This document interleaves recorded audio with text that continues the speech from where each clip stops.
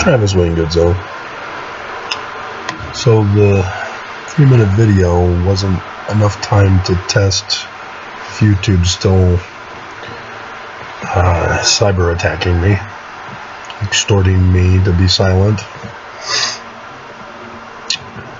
But the shelter, again last night, was extorting my internet service by threatening to shut it off, as they did whenever I turned on my internet security system. They refused to let me go until I decided that I would have my security service shut off, as I emailed the chief of police so that they could see that I was filing a complaint with him about what they were doing to me. And that seemed to have them back off for the rest of the night and into this morning. But we'll see. We all know that if it was me cyber attacking the shelter, that they would call the police, they'd know it was me, and the police would come and throw me in jail, where I would be tortured for months to confess, plead guilty to lesser offenses, maybe a plea deal, and that would be the end of me. We all know that's exactly what would happen. It would be a fast system, the quicker I confess. Punishment would be swift and firm.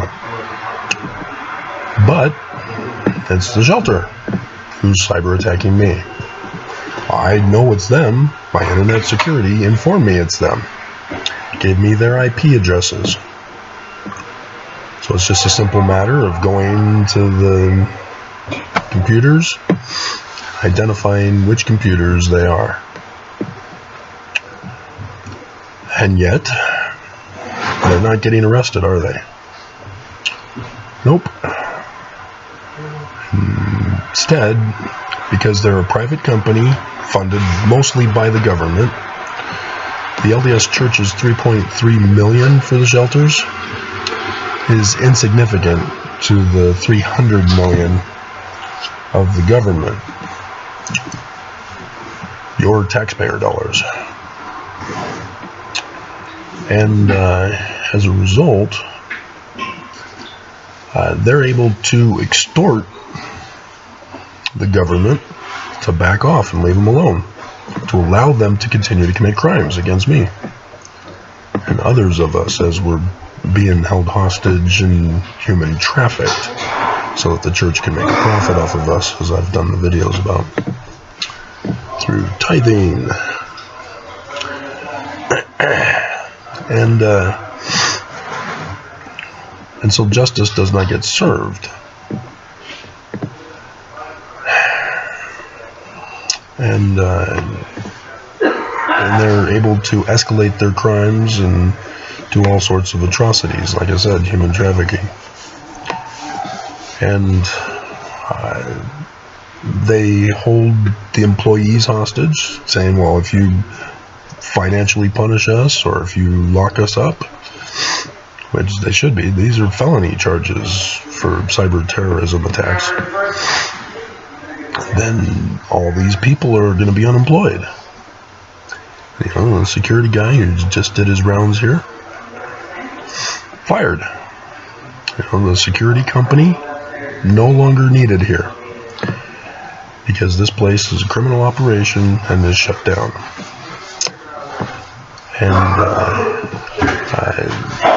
And so they hold that against us, as well as the homeless. Well, if you close down the homeless shelter, where are the homeless going to go? Well, it's the government's responsibility. They shouldn't have handed it off to a private corporation in the first place.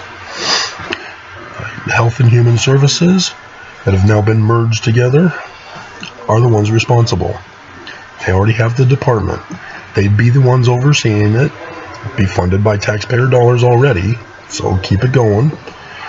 then you'd have more government employees running this specific shelter. And so you'd have the Department of Workforce Services directly involved here, helping people to get a job if that's the case, helping people to get on disability if that's the case, or on SSI if they haven't worked enough in their lifetime to qualify for SSDI. That would be the most productive use of the government for what is being used with taxpayer money. But they won't do that, will they? Because the church is being allowed to human traffic us and profit off of it. So this is the corruption of our government. This is the corruption that the church has caused to the state of Utah specifically. I saw a news comment by Mitt Romney saying that if he were to run for president in 2024, he'd win it all. He's that confident now. He doesn't understand that the church is going to come under fire whenever a Mormon is brought into the spotlight.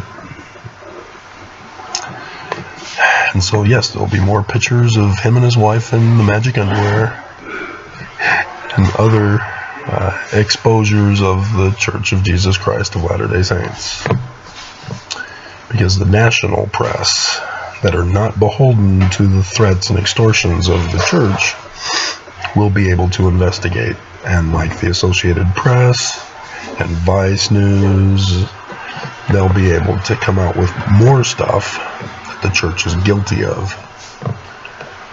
So go ahead, run for president, Mitt. I dare you.